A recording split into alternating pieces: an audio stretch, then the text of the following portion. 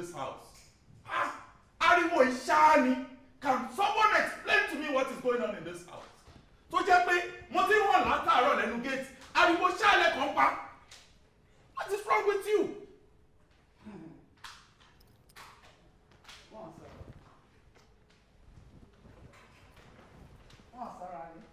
Can someone explain to me what is going on?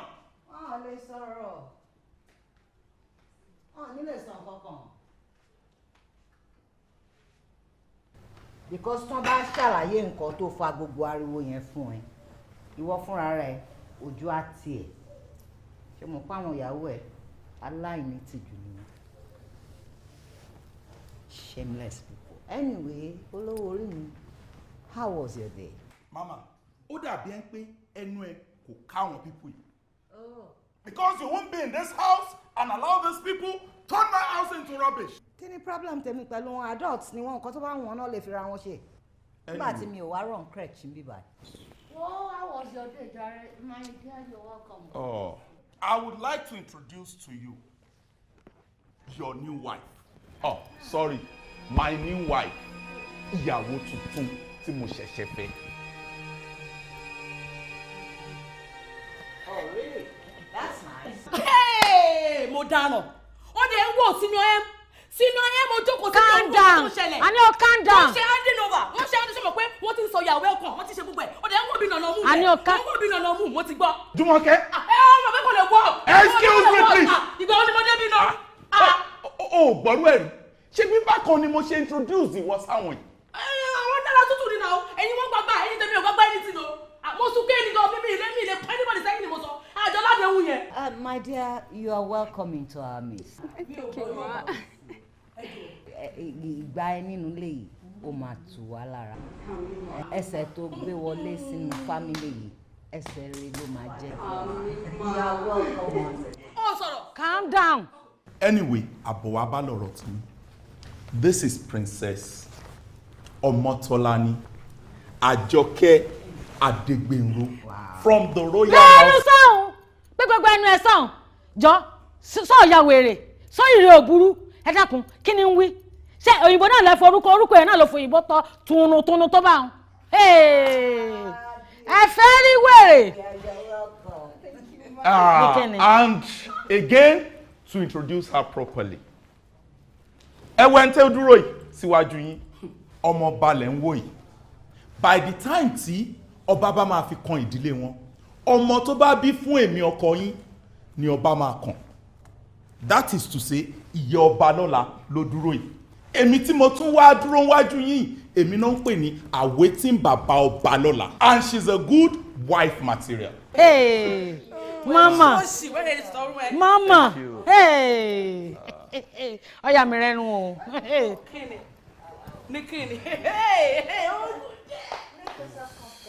Thank you, ma. Mo de kẹ́yìn náà ẹ̀yin ìyàwó mi. Kayọ̀.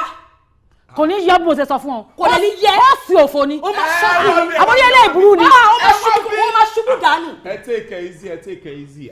Ọmọ tẹ́ ń wò yóò lápọn. Kò fi bẹ́ẹ̀ gbọ́ Yorùbá dáadáa ìlú òyìnbó náà bí sí. Ẹ wo gbogbo bó bá ṣe sọ pátápátá ní kẹ́ bá mi gbà. A lè bá gbà bẹ́ẹ̀ bó ṣe wà yà á kọ́ Yorùbá tó bá jẹ́ yẹn ni. À á kọ́ ẹ sódà àwọn ata dúró yìí. Especially èmi kiri burúkú tí mo dúró yìí. Ìyáálé la jẹ́ sí ẹ. Màláìkà káì màláìkà. So o ti gbàyàwó ni tó fi sọ pé o ti sọ pé ìyáálé lọ jẹ́ sí. Àwọn tó máa ní kò lè níjà kò lè lágbá fún ẹ. Ìyáálé ògùn fún mi ní kò lè lágbá fún ẹ. Àfẹ́yàwó.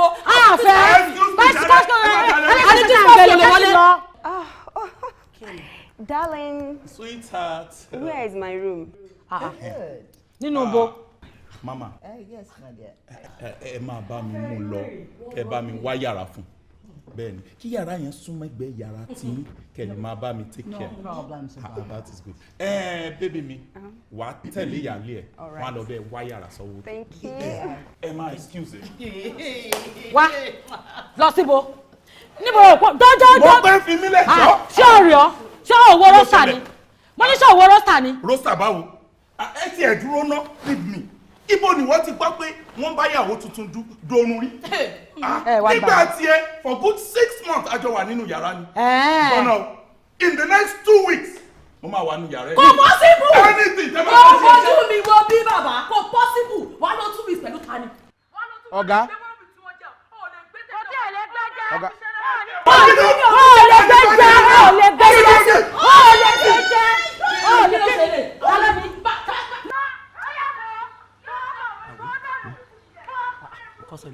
ó gbáriwo ni. onígbàdìwò mi lè pàtàkì rẹ ní. bá a ti ń yàwó ìsáré wẹ̀ nìkan lè tó báyìí ṣọ́ọ̀bù ní bísí. níbo ló ń lọ. ó lábì kankan ó lábì kankan ni mo sọ.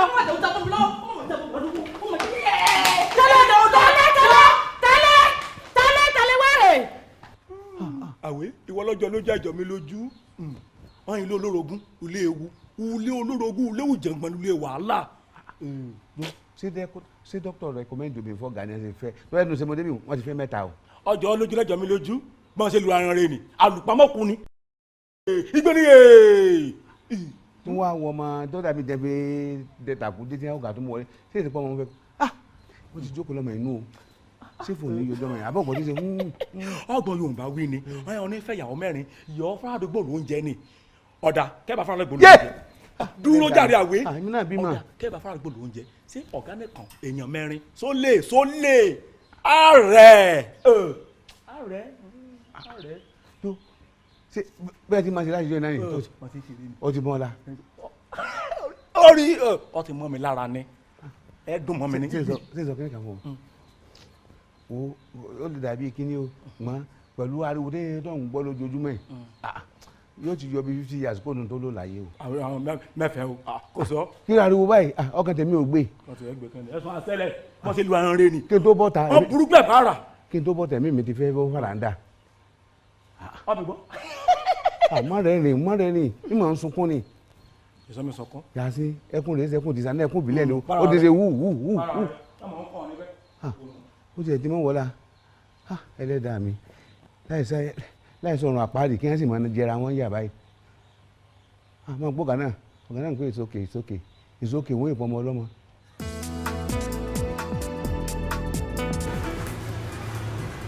Mo understand but ọjọ́ tó ń sọ yẹn mo lè ráyè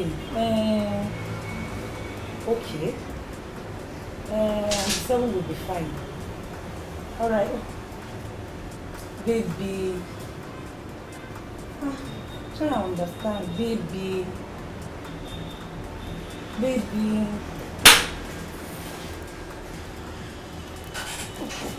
ẹ káàárọ̀ ọ̀gá wà lọ́fíìsì wa. mo tẹ́lẹ̀ ní jọ ṣó wà pẹ̀lú ẹ̀.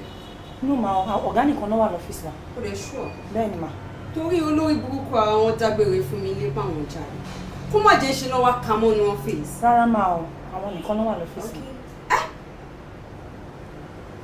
Oh my God kí lélẹ̀ abójú mi dì sí mi ni wọ́n bí next time tó bá tún bá mi sọ̀rọ̀ yé máa ṣe báyìí mi ò láìkẹ́ máa dúró kó máa straight. Yes ma. àbí bó ṣe máa ń ju náà ni tó bá ti ń bá ìdí mi sọ̀rọ̀. Rárá mà o. Má try ẹ o. Má bínú mà. Ó wà dangerous. Because tó bá lọ ṣe irú nǹkan báyẹn ó rà kó fẹ́ kó bá ọkàn mi ni. Ẹ má bínú mà. Okay? Yes ma.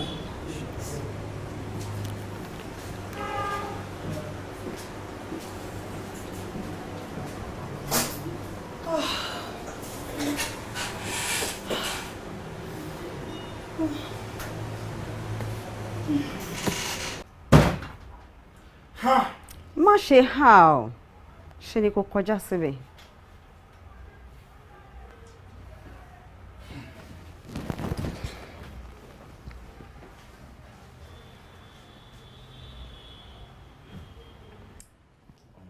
Yes.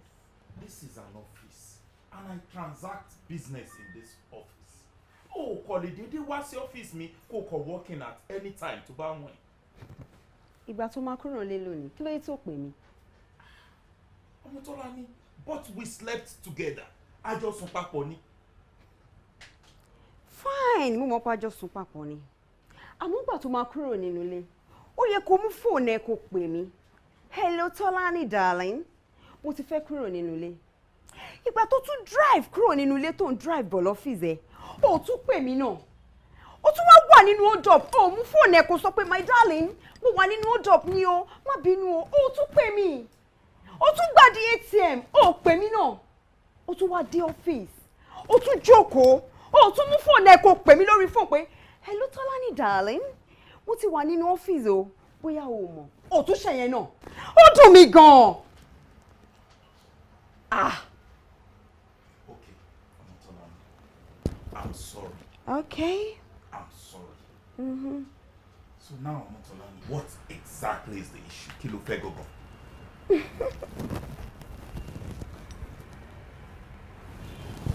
Wakin. Can I have my keys? Tọ́lání. Yes. My Bentley. You can have your leave, my Bentley. Kò possible. Àjọ máa close ni. Tọ́lání, àjọ máa close. Yes.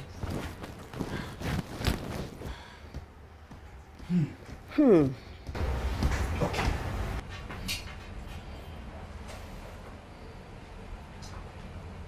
Hello, sir. Yes, sir. Ẹ jọ̀ọ́, sir. Mo receive bẹ́ẹ̀ ni, sir. Mo receive emergency call kan ní ìsinsìnyí. Wọ́n dẹ̀ ní kí n sáré wá fún meeting kan, sir. Ẹ má bínú, sir. Ẹ mọ̀ pé kò ń ṣe wà mí. Okay. Sir. Okay, sir. Okay, sir. Ẹ ṣáà lè ṣe meeting yẹn lọ́la, sir. Ẹ travel. Ọ̀tún la iná wà, okay, sir. Ẹ ṣé, thank you, sir. Thank you, I'm grateful. Tọ́lání. Yes. Mo ti close. Better.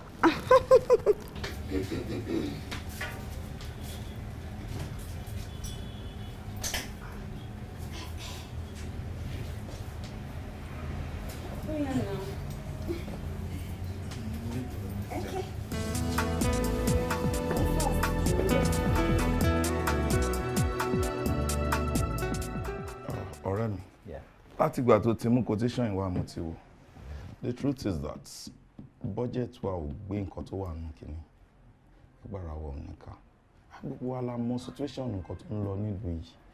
Gbogbo àwọn nǹkan báyìí tí wọ́n jù. Can't afford to pay this amount lórí project.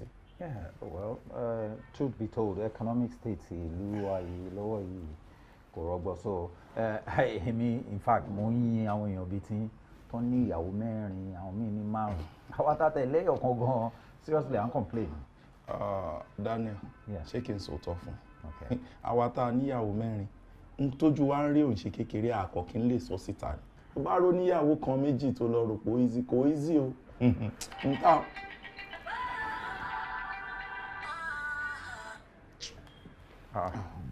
Kí ló dé gbé call ẹ náà? Pick your call. Ọ̀rẹ́ mi, mọ́mì ni. Mọ́mì ni. Tí tó bá tẹ̀ jẹ́ lómìn ni, mo lè understand, but mom sí ẹ. Mo mọ bó ṣe nífẹ̀ẹ́ wọn and then akitiyan wọn lórí ọ̀rọ̀ ẹ. I mean, pick the call. Ọ̀rẹ́ mi, má dá mọ́ sí mi lóhùn. She is just overly sensitive on little things. Nǹkan tí ó tó nǹkan náà máa ń kàkún. Ṣé bí lánàá ni issue kan ṣẹlẹ̀ nílé táwọn tí mo kó jọ sílé tán bẹ̀rẹ̀ sí fa wàhálà. Ibi tá a ti ń pariwo lọ́tún lósì lóhùn mi fi há. Wọ́n wá pè sásìkò. Ìgbà tó ń pè mí ohun mi tó ń gbọ́ lórí fóònù pé kò clear. Òun ló fà á láti àná yẹn náà ti mú mi pè. Èní lásán wọ́n ti pè mí kí n tó máa bọ̀. But that's the more reason why tó ṣe gbọ́dọ̀ gbé. If not, she's gonna be more worried. Wo ọ̀rẹ́, tí n bá gbé ń sìn, wọ́n ṣe máa disturb mi tán máa pariwo ni. Excellency ṣe o ti jẹun, Excellency ṣe o ti jí, Excellency ṣe o ti sùn. Ṣé mo wá jọ ọmọdé ni? Ìṣèdúró Excellency tó ń pè tí wọn náà dẹ̀ ń dáhùn. Ṣé o di gómìnà? Ọ̀rẹ́ mi, for the fact pé mo propose láti jẹ́ gómìnà ìlú yìí, for the fact pé mo bá wọn lẹ pósítà tó ń kọ vote for so, for the fact pé mo bá wọn tiẹ̀ ṣe primary bó tiẹ̀ jẹ́ pé mi ò wọlé primaries, mo gbọ́dọ̀ máa pera mi lẹ́xcellency. Kò gbọ́n tán sọ ni, wọ́n ní if you can dream it, you can have it. Seriously. Mo advice ìwọ náà kò bẹ̀rẹ̀ sí pè mí lẹ́xcellency. So, listen, torí pé you can dream it means you start calling yourself by that name. Impersonation ni o, kò mọ̀ nǹkan tó ń jẹ́ bẹ́ẹ̀. Anyhow, jẹ́ ká tẹ̀ pa ọgbọ́n yẹn ti. Sórí proposal tó wà wájú yẹn, whatever you're going to do, you just doctor it and make sure it flies. Máa yọ 20%. No problem. You're okay with that? Just let it fly.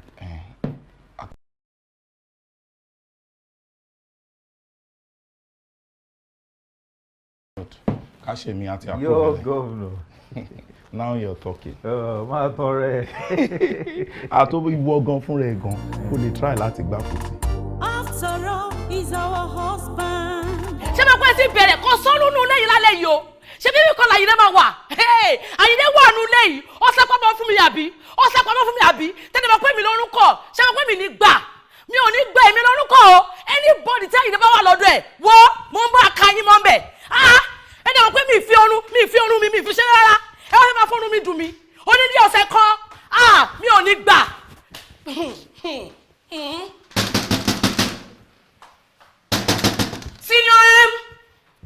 Senior M tó bá jẹ́ ọ̀dọ̀ yín ni Àyìndé wà ń bẹ̀ yẹn ẹ bá mi lè bọ́ta.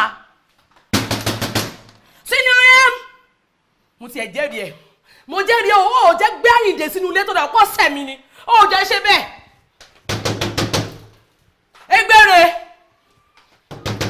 Egbére wàá sọ pé ò gbọ́ pé mo ń kanlẹ̀kùn tó bá yẹ pé ọ̀dọ̀ ẹ lọ́kọ mi wà á bẹ́tà kó sílẹ̀kùn sí kó bá mi bú nǹkan mi bọ́ta nítorí pé mi mo ní lọ́sẹ̀ yìí ó mọ̀ pé orúkọ tèmi ló wà lórí rọ́stà mi ò fi orun mi ṣeré o kẹ́nìbọ̀dì má bá mi dọ́dọ̀ kú dọ́wọ́ o dáhùn àbí ogun máa ṣẹlẹ̀ ní èní lálẹ́ yìí máa pa somebody mọ́mí wa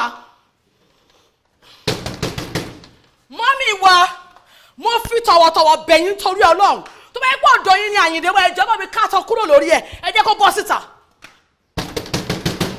mọ́mí wa ṣé kò yẹ pé ọ̀dọ̀ yín ni Àyìndé wà tó yẹ pé abẹ́ yín ló ti ń dún ẹ bá mi lè bọ́ta o wọ́n dá mi lóhùn wọ́n fẹ́ sọ mí di wèrè everybody ò dá mi lóhùn ẹ̀sẹ̀ bí ibi kọ́sà ni Àyìndé wà nù gbogbo bíbà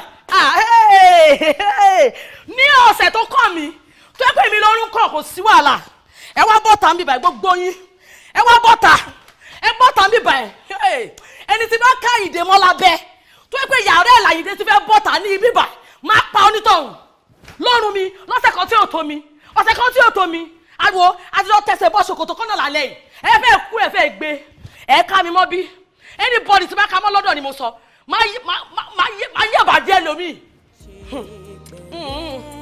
lọ́rùn tí ò tí tó mi ọ̀sẹ̀ kan tó yẹ pé mò ń mọ̀ bí kò bá mi extend wọ́n ti bá mi jẹ́ nù ẹ̀ Àyìndé.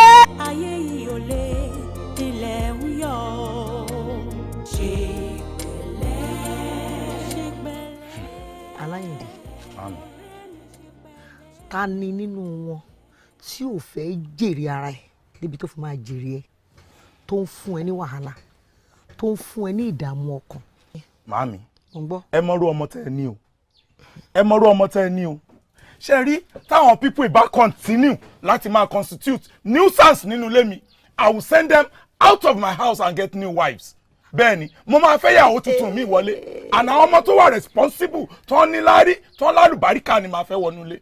Kò sígbà tí mákù ò ní kú kaná ń takú tọkọ kò sígbà tí mákù ò ní kú àwọn ọmọ tálákà kan hàn àwọn ọmọ tí ojú ọ̀rọ̀ lárí tó ń wá sílé ọlá tó máa ṣe gàlè ìwọ ló sì fàyọ̀ fún wọn tí ò bá jẹ́ bẹ́ẹ̀ ni àwọn ọmọge pọ́ńtà wọ́n rọ ọmọkùnrin tó ga tó sẹ́ẹ̀tì báyìí wọ́n pọ́ńtà. wọ́n wá múra wọn ní méjì wọ́n sọ lémi di club Chelsea Arsenal wọ́n dà gbogbo nù lérú tí n bá dé tí n bá bẹ́lẹ̀ ìwé díẹ̀ báyìí ìkejì ti hàn mí tí n bá tún yíjú sílẹ̀ ìmí àtún hàn mí mo wá wà nù lémi mo dàbí àjòjì mi ò lè control lémi mọ́.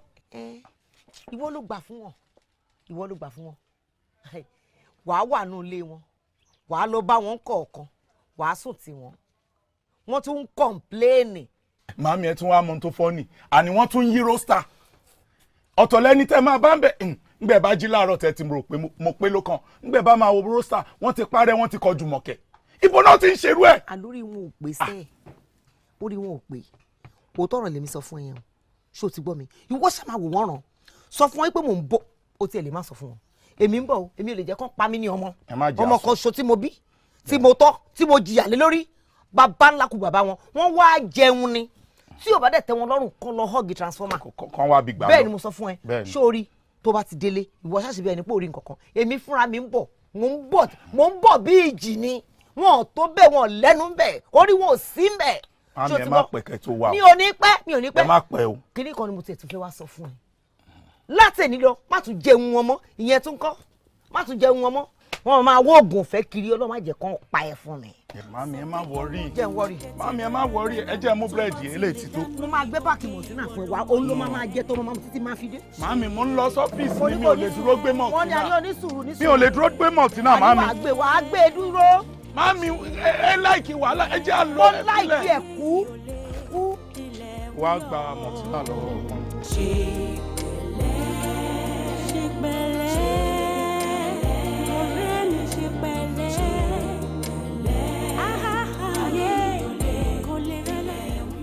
Mo fẹ́ kẹ́ ẹ tẹ́tí ní dáadáa kẹ́ máa gbọ́. Ẹ wo bí òṣì lẹ́ ń ṣe o. Ẹ ò dẹ̀rẹ́ ní bá yín sọ̀rọ̀ wípé òṣì lẹ́ ń ṣe. Especially ẹ̀yin méjèèjì.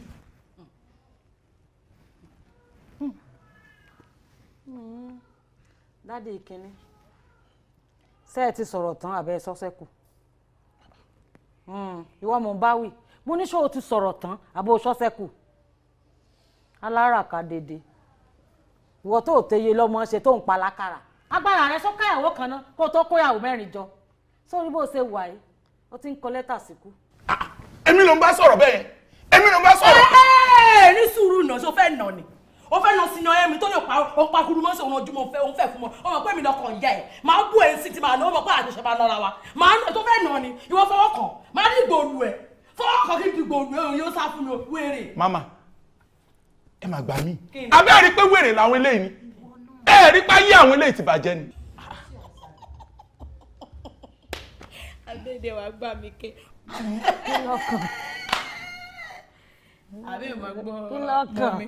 Má gbé ṣọlá yìí, wọ́n ṣe ogún nǹkan tó ń sọ, ogún nǹkan tó ń sọ. Kí ló ti ń ṣe mọ́ mi ìyàwó junior náà? káyè ọ̀rọ̀ náà pọ̀ fàgbàlagbà ó ní mọ́mọ́ ìyàwó bèbí.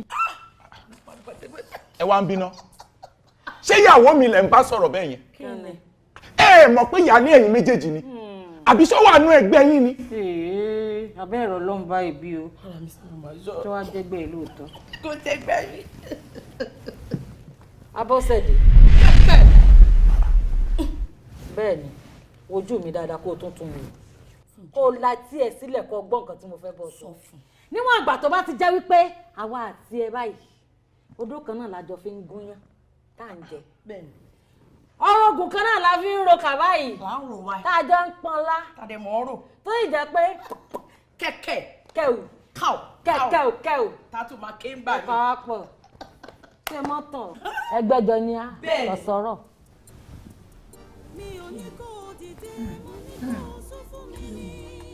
All right. Àwa kúrò rí tí iná fẹ́ kànga. Eégún lẹ́yìn ọ̀gá. Kí ló jẹ fẹ́ǹsì? Nǹkan ọ̀hún. Love you too, baby. Love you more. Ayé yìí pẹ́ bàjẹ́ o.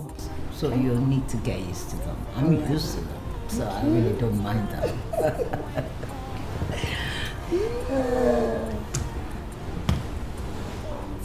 Sherry, tí bá rò pé ní wèrè ẹ̀yin méjèèjì, èmi gan ní psycho. Àbí ẹ ní psycho. As you dey see me so. I've done ni mi. Wọ́n tó bá ní wọ́n á dùn wọ́n á sọ fẹ́ pé arrow reject ni mi. Wọ́n reject mi lárò ni. Wọ́n bá ti dúró nínú ìlú lélẹ̀ kí ló ṣe? Máa ní gbòòlù yàrá Wọ́n ti dúró nínú ìlú. Kí ni èmi bá lárò lọ? Kí ló ṣẹlẹ̀? Baby give them. Give it to me. Wọ́n bí alájà ẹ̀dá. Wọ́n bí ẹja. Wọ́n bí alájà wèrè. Kí ló ṣe wèrè? Kí ló ṣẹlẹ̀? Máa nà pé o sọ fún máa ń pa àyàn máa pa á sínsìn. Tí máa lọ sí máa pa èmi kan parí gbé Come on, girl.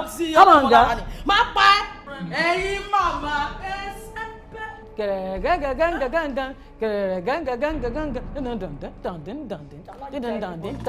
ojú ọ̀run tẹ́yẹ ń fò láì farakanra. After all, he's our husband. Madam, bébí wọn òun ló fi díẹ̀ háì ju bó ṣe wà tẹ́lẹ̀. Mo sọ pé a ti máa ń bíbí wọn sìn for the past 10 years. So ẹ jọ̀ọ́ nǹkan tí nǹkan máa pè é fún mi wípé ẹ jẹ́ kán rest dáadáa. Ẹ jẹ́ kán sùn tó bá fẹ́ ṣiṣẹ́ gan tó jọ mọ́ṣẹ́ ọ́fíìsì bóyá ń gbé laptop ẹ pàdé. At this time, you force me to rest. then kó tó jí lórí bed ẹ ti bá wọn po tíì ọmọ tíì kókò wọn balẹ̀ kẹ́kẹ́ fún wọn pé kẹ́ ẹjọ́ sáà bá wọn lórí bed open your open just close your eyes and listen to good music tó bá ń bọ̀ tó máa relax ní yẹn so tí ẹ bá jẹ́ music person ẹ lè wo film ẹ lè bá wo film tó máa jẹ́ bí horror àbí tó lè máa ní káyà sókè ẹ wo tó yẹ pé bí àwọn fantasy movie tó kàn máa jẹ́ kí inú yín dùn bọ́ọ̀jù.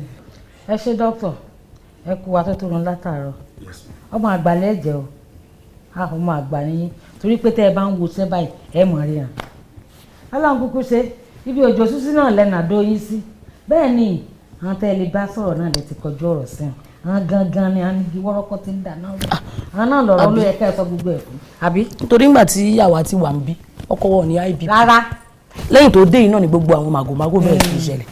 rárá. ẹjọ́ máa ṣe ní gbogbo ìtẹ́ ìṣe ó tún máa jẹ́ pé wọ́n máa ní kò sàtìsọ pé ẹ ní sùúrù ìyẹn náà ó tún máa jẹ́ kí blood pressure wọn kó máa. mo kàn ṣàlàyé fún yín náà ni pé ẹni tó yẹ ká ẹ sọ fún náà lẹ́ ń sọ. Doctor. Yes, sir. Can you just place me on admission? Kí ni? Excellency. Actually, if I'm making place you on admission, but if you ṣe reason for warrant ká gbé lọ hospital, ó kàn máa dàbí pé mo fẹ́ gbowó lọ́wọ́ yín lásán. Bá ní pé kí n fi ilẹ̀ for like 3 days to observe you. Tó bá kú normal, fine. But tí ò bá normal, padà sí normal BP tó yẹ kó ṣe rí, máa gbé lọ hospital for bed rest. Ṣé mi lè máa bá yín lọ?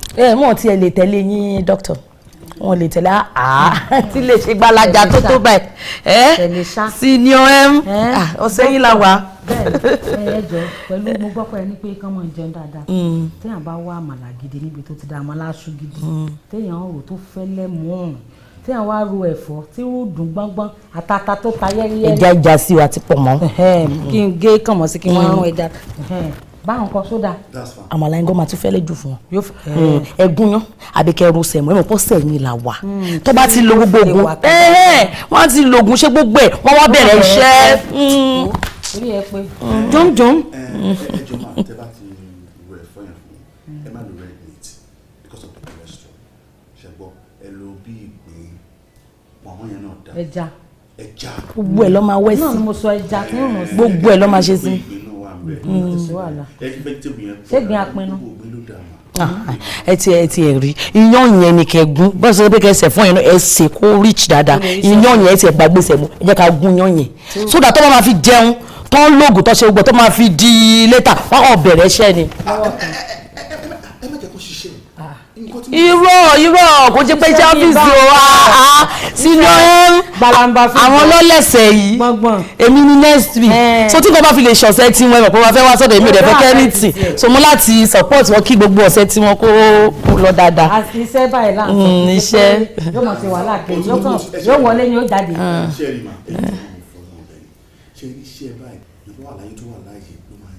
wọ́n máa ṣe lè wọ́n máa ṣe lè yá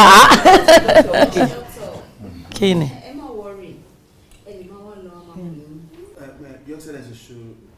wọ́n wà òkè sẹ́ wọ́n máa wà òkè ibi tára wọn máa yá sí náà lọ́wọ́ ẹ̀ ẹ ṣe gan-an ẹ ṣe.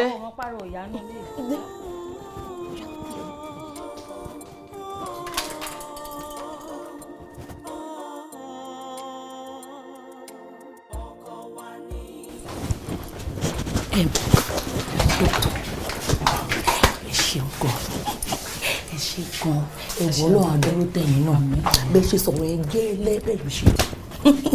bọ̀tù kọ́tà náà sọ̀rọ̀ lẹ́yìn ọ̀dà gbogbo bẹ́ẹ̀ ṣe ń sọ tí yín tẹ̀ ń sọ tí yín ó tún máa yẹ kí BP excellency kó máa high sí i nígbà yìí sọ́sẹ̀ mọ̀ àsìkò tó ń bọ̀ ó yẹ kán rest dáadáa ẹ wo mi ò ní fẹ́ kẹ́ lose ọkọ yín ẹ jọ. ẹ ṣe gan ẹ ṣe adókè ẹ ṣe wí náà láṣẹṣe á fún wọn lára balẹ̀. ẹ ṣeun gan mọ́tò yóò ní jáàmù ẹ ṣeun gan. ṣé pé lórí burúkú ni dókítà. kí ló lọ́nà o. ó dára nù ni àwọn olóńgbà sọ̀rọ̀ pé ó yẹ kẹ́ fi lára balẹ̀ ṣé àwa jọ oníjọ̀gbọ̀n nulẹ̀.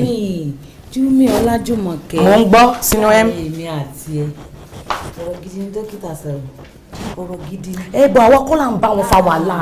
náà ní ìdí gbogbo ilé ìbáyìí ṣé lọ́wọ́ tá a wà tí tí n bá ti ń gbégbá kó máa gbàgbọ́n tí n bá ti ń roka kó máa pọ̀pọ̀ ẹ̀yẹn tó bá jẹ́ yẹn kó máa ṣe kíní kó ó yẹ ká mójútó ní báyìí kódà tó bá kú ní ìṣiṣẹ́ tẹ ọlọ́run kó tí ẹni kú báyìí eléyìí ni yóò lọ fún wa ó máa lọ tá a bá ń gbọ́ wájú tá à ń gbẹ̀yìn tá à ń sọ oúnjẹ tá à ń ṣe gbá tá à ń ṣe pẹ́pẹ́ fún oríkì fúnra ẹ̀ ni ó lọ. ṣàròrò tẹ̀sán náà ti ní mind ẹnu tí bàtà ń sọ̀rọ̀ oúnjẹ ní ilé tí mo sọ pé a máa gúnyán kárọ̀sẹ̀ mo ṣe pé ká ní mo sọ ká mo ti mọ̀ pé àjọ fẹ́ tẹ̀sẹ̀ bọ́ ni. ó ti dájọ́ ṣe olùkùn confam. My dear.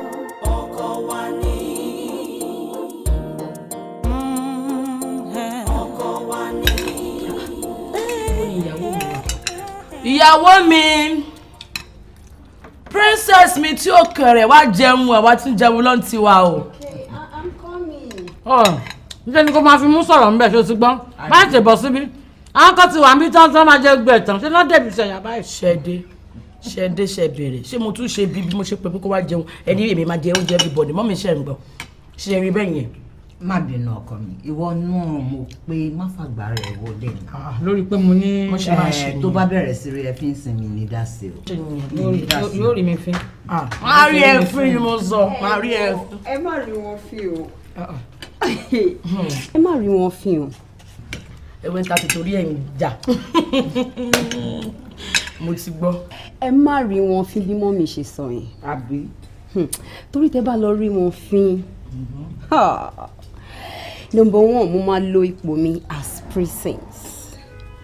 Ẹlẹ́ẹ̀kejì, mi ò wá ní jẹ́ kí ẹnìkan kan sùn sọ́dọ̀ Àyìndé for 3 months. ọjọ́ ló fẹ́ parẹ́. gbogbo wa lálàyìndé. oyè ni o lè dájẹ́ o ṣe dájẹ́. o ṣe dájẹ́ o. mo ṣe fẹ́ play ẹ̀ nìyẹn. àbí. kò sí wàhálà. èmi àṣìyà gbogbo yín èmi àṣìyà láyà mo lè ṣe kó jẹ́ pé ìkọ̀kọ̀nù yẹn ní gbòòrùn Àyìndé for next 2 weeks. ẹ má ṣe bẹ́ẹ̀. ṣe fẹ́ para yín ẹ lọ́jọ́ kò dáre gbogbo ọlọ́láyìndé táwọn ilẹ̀ fún wa. ẹ dúró abiyamọ ni gbogbo yín. of course. wọ́n dẹ̀ sọ wípé abiyamọ ò kí ń jẹun tán. bí wo eléyìí kọ. ẹ jẹ gbogbo oúnjẹ yìí kù fún mi. ló fẹ́ para ẹ̀ ní. abùbù tán láyìndé ẹnìkan ò lè dájẹ́. tó bá ti dájẹ́ ni èmi ò ní pé gbogbo yín pé kí wọ́n bá mi jẹ́ mbẹ̀ ṣe bẹ́ẹ̀ mo kọ́ dájẹ́ wọn. ẹ látẹnumọ́ èwo ni. má látẹnumọ́. mo ti kí fẹ́ mọ̀ bá wọn. ó dàbí ọ̀rọ̀ Táíwò Kẹ́hìndé ni ṣé o mọ̀ pé títáyé bá wá wọn ló máa ń sọ̀rọ̀ kan ló máa ń jẹ́ kí Kẹ́hìndé padà títáyé bá sọ pé ayé dùn Kẹ́hìndé àṣẹ wà wá títáyé ò bá táyé wò báwo ló ṣe fẹ́ mọ̀ páyé dùn. nǹkan tó ti wá dọ́tọ̀ òwe ló nígbà tó lè tí wọ́n sọ fún yín páyé dùn yẹn yín ò ní pé kẹ́ wá starve ẹ̀ pé kó náà má lè rè. ọmọ kí mọ̀ kàn wọ́n dàgbà. ókè o ní tèmi o. ṣé wàá rí kọ́kọ́rọ́ Àyìndé ọwọ́ mi ló wà mo dẹ̀ máa tọ́jú ẹ̀. irọ́ ni gbogbo ọlá ní spẹ́ẹ̀kì lọ́wọ́ àṣírí rántí. kẹ́mi tún wá làmọ́ yín ìwọ ní kọ́kọ́rọ́ Àyìndé lọ́wọ́ ẹ̀yin ní spẹ́ẹ̀kì master key everybody ọwọ́ mi ló wà. big money. ó ní mọ̀mọ́ nìkan. ó yẹ kó yẹ yín jù ó ní mọ̀mọ́ nìkan. ó wà lábẹ́ ọkùnrin bá.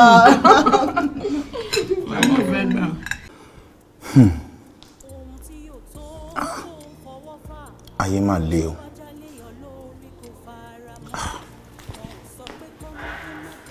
ṣé mi ò ti wá ṣẹlẹ́yà báyìí? ṣé pé mámà náà ó lè gbà bọ̀dẹ̀ pẹ̀lú Júmi àti mo pé?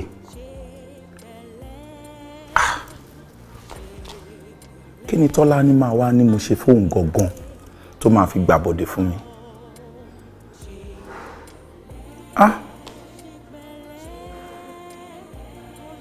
ara ohun tí máa ń sọ fún ìyá yín káre o. ara ohun tí máa ń sọ fún ìyá yín káre o.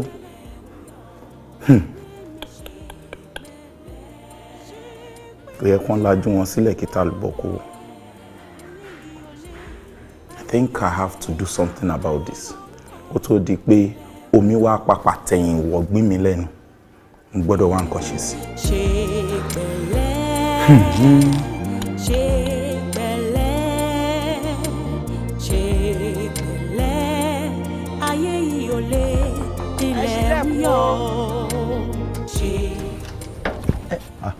pẹ̀lú. ẹlẹ mo fẹ́ wọlé ni. mama ẹ má bínú torí Ọlọ́run táǹtẹ̀bù tí wọ́n fún mi ọjọ́ Friday lọ́gà máa ń há fún aláìní. aláìní báwo ṣé mo jẹ aláìní ni. mọ́mí kí ni àrírí ẹlòmíà máa gun mọ́tò kan tó ti máa tọrọ owó sẹ́yìn òjò union àwọn alágbe ni tẹ́ ẹ bá jọ union alágbe mọ̀ pé róò nìkan níjọ́ tó yẹ wá tẹ̀ tó wá gbẹ́rù dání kí la fẹ́ gbé báàgì ìlàjì ráìsì lọ́gà ń há nìsín ẹ wá lọ gbé travelling báàgì lọ. àbẹ́ ẹ̀gbọ́n kan tó bá mi sọ ó dá lọ́ba wọn nílé kó lọ ṣàlàyé fún wọn kó sọ pé mọ́mí wà ń ta. mọ́mí ẹ bára less privilege lẹ́yìn náà ẹ tún wá múra kankan bí eléyìí ẹ wo wàhálà ń yẹ ẹja rẹ. ó mà tilẹ̀kùn mọ́mí kẹ́. no problem.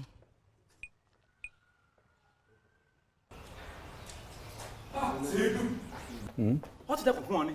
obìnrin kan báyìí mo rò fún àti máa tàkà ládùúgbò bọ́yì èrè rẹ̀ tán tó bá rí báàgì tó gbé dání tí ègbé ráìsì lọ lọ́dọ̀ ọ̀gá. ẹ sọ nìkan yèyí ọ̀gá rẹ ni yèyí ọ̀gá ló. kèé sóhun tó bá rí sásọ rẹ̀.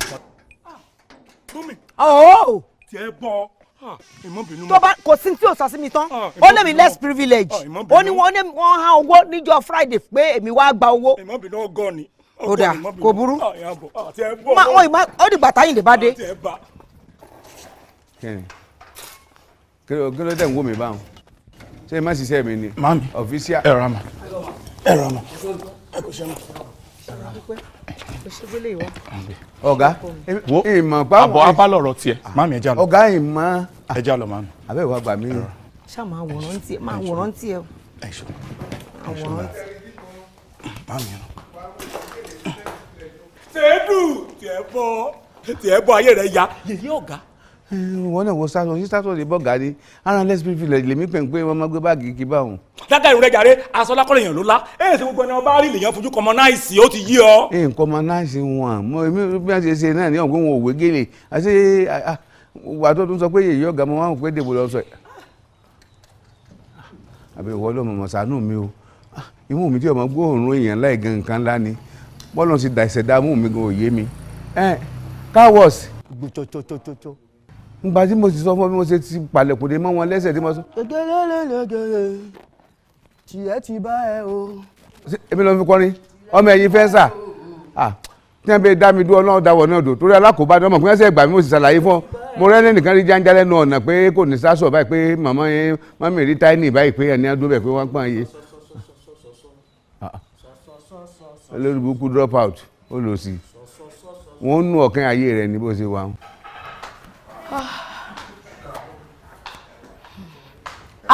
mọ́mì ẹ̀ka. má ní àmì rárá má ní àmì o ó gbọ́ ọ̀kan tí mo sọ fún ẹ má ní àmì rárá. grandma kí ló dé. èmi ló ń bí mi lérè pé kí ló dé. ẹ wò màmí iwájú kúrò lójú ọ̀nà. mi ò jókòó jẹ́ kí báàgì mi jẹ́ kó jókòó síbi tó jókòó sí. sórí ọ̀rọ̀ yín máa ń yà mí lẹ́nu ni ìyá yín bí yín ó tọ́ yín bóyá bí ìkọ́ bóyá kọ́ ọ̀gbà ní kò tiẹ̀ sí tó yé mi ń bẹ̀ ṣùgbọ́n mo mọ̀ pé máa lọ sílé ọkọ wọn ò lè sit yín dáhùn kí wọ́n fún yín ní training tó necessary ẹ wá débi tán òun ṣe gàlégàlé kìnìkan ní ẹkẹ ṣe kìnìkan ẹkẹ ṣe gbàwó ṣé wọn ló bí ni ṣé wọn ló ní ni ọkọ yín nìkan ló máa kọ́kọ́ fẹ́yàwó lẹ́yìn ni kí ló dé ẹ má pa ọmọ mi fún mi. ẹ wo màámi kò sẹ́ni tí ó pa mí wọn ò lè ré mi pa bẹ́ẹ̀ ni ẹni tó bá ní pòun ò ní gbélé yìí ló máa kó gbogbo ẹrù ẹ̀ ló máa kó bọ́ta torí èmi sì máa fẹ́yàwó mi wá sínú ilé màámi o. simple ẹni tí ò bá tẹ́ lọ́rùn kó tètè gbé báàgì ẹ̀kọ́ máa lọ ẹ lè pamọ́ fún mi kẹ́ ẹ pógún kẹ́ ẹ pín ọgbọ̀n àgò ló máa dé adìyẹ gbẹ̀yìn. bẹ́ẹ̀ni màá mélòó ni ẹ tí ì pọ̀ tó.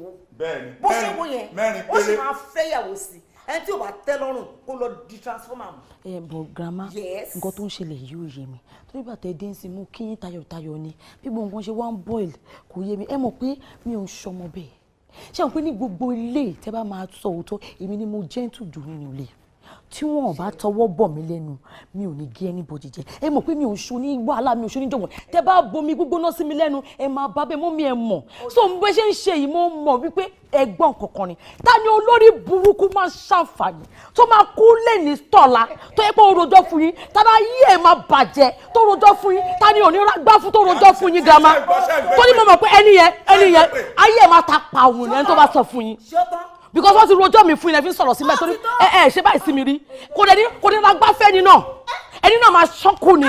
ṣé ń gbọ́ kí ni. ṣó tán àwọn tí wọ́n fẹ́ lé ẹ ló ń pè lórí burúkú àwọn tí wọ́n ní ṣàǹfààní ẹnu ẹ báyìí ọlọ́mọ jẹ́ kó pa ẹ. àmín. ó ṣàmì ó tiẹ̀ dá. ẹrù yẹn ló máa pa.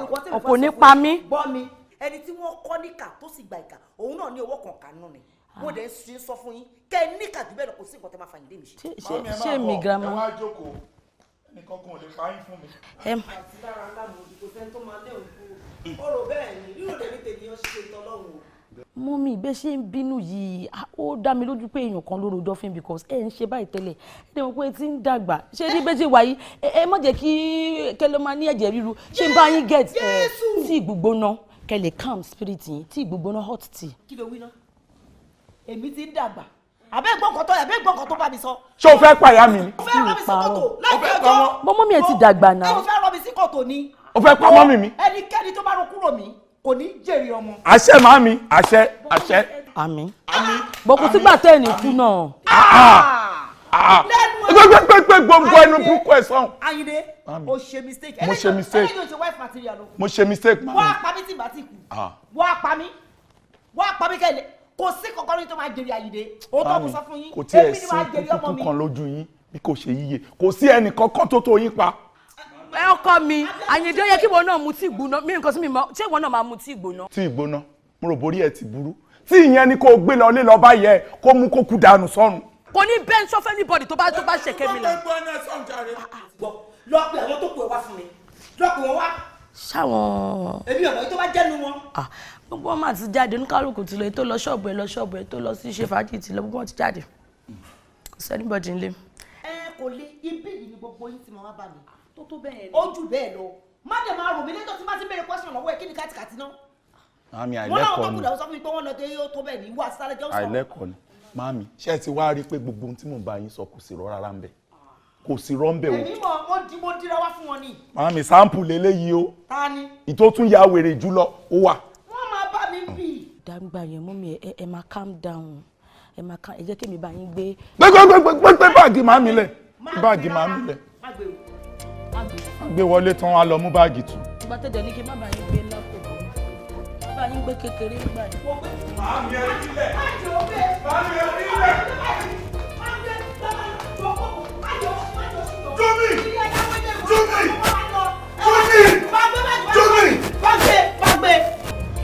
ẹlẹ́wọ̀n kú dán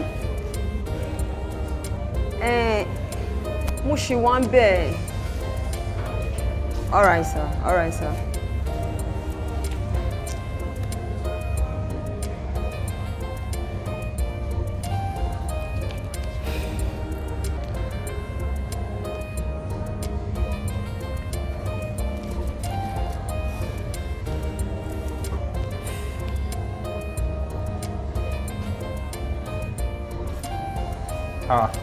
Ẹ káàbọ̀ sir. Báwo? Ẹ sir. No, jókòó. So? Báwo? Fine, sir. Yeah, kí ló ṣẹlẹ̀? Uncle Dan, ẹ wo ó ti sú mi. I'm fed up, wọ́n ti fẹ́ pa mí. Mo dẹ̀ ń sọ fún yín, mo ń sọ fún yín, kọ́ńtẹ́ kan sọ fún mi ni pé kí n máa ní sùúrù. Ẹ wo mi ò lè kó mọ́. Listen. Sùúrù tí ni kò ní yẹn, òun náà ló ṣì máa ní. Yeah, ìwọ rèé, mo ò lè tiẹ̀ síbi ọ̀kan. Déyínká is my friend.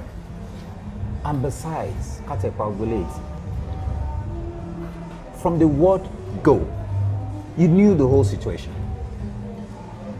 Ìgbà tó wá bá mi tó sọ fún mi pé Déyínká sọ pé òun láìkẹ́ ìgbà kan àwọn kan. Kí ni mo sọ fún ẹ? Mo ní oníyàwó mẹ́ta. Olóò mind. Àbí nǹkan tó sọ kọ́ nìyẹn? Good. Now, mo dẹ̀ sọ fún ẹ. Mo ní sure. Ó ní yes.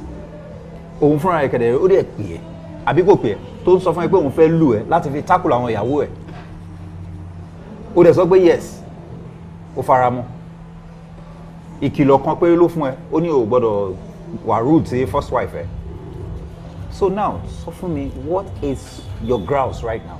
Ṣé máa jẹ́ kó pa mí ni? Mo ò ní pé mo fẹ́ kán pa ẹ́, but you knew, ó mọ̀. Ó dẹ̀ sọ pé o fara mọ́. Now, tell you, ṣé nǹkan tó yẹ pè mí gangan nìyẹn? Nǹkan tó yẹ pè mí nìyẹn? Yes. Ó dìde yẹ ká kúrò níbẹ̀. Get up. Ta ló wà mẹ́ẹ̀? Ah, grandma. Rama. Yes, ma. Ẹ pẹ̀lẹ́ ma. Yes, ma. Yes, ma. I'm first sorry say rice ni. Bẹ́ẹ̀ni. Ga o, ẹ kú iṣẹ́. Yes, ma. Ǹlẹ́. Irú ọbẹ̀ wo lẹ fẹ́ sè sí báyìí? Ọbẹ̀ wà nílé ma. Irú ọbẹ̀ wo mo ń béèrè ni? Ẹ̀fọ́ wà nílé tán máa fi jẹ. Kò sáta. Ata díẹ̀ kù. Kú iṣẹ́. Yes, ma. Grandma. Ẹ má bínú o. Ẹ jọ̀ọ́ ìgbà wo lẹ fẹ́ lọ ná? Kò yé mi. Mo nígbà wo lẹ fẹ́ padà lọ sọ́dọ̀ yín? Tèmi fẹ́ padà. Ṣó orí ẹ pé ṣá? Torí kò yé mi. Téèyàn bá lóhùn ní sọ̀rọ̀, ẹ máa rò pé èèyàn dìndìnrín ni. Orí mi bí mo jí dàgbà tó yìí, mo wá sí ilé ọmọ mi tí mo bí, tí mo tọ́, tí màá dẹ̀ jèrè. Ó wá ń bi mí léèrè pé ìgbà wo lèmi ń lọ. Ọmọ ló máa ní ẹbí ìdí ẹrù ẹ. Láyé ẹ má bi mí léèrè question bẹ́ẹ̀ yẹn mọ́. Má bi mí. Kò lajà lọ. Ó lajà. Mi ò bá yín ṣe bí béèrè ni. Má lọ lọ́la o. Ó dòṣù tó ń bọ̀ kí n tó lóde ọdún tó ń bọ̀. Ó dá èmi ò lọ́ọ̀bì kankan ibi ìlàjọ máa wà. Ìyẹn tún kọ́. Ó ṣe láti máa bi mí léèrè pé ìjọ wo lèmi ń lọ. Kí ló ní?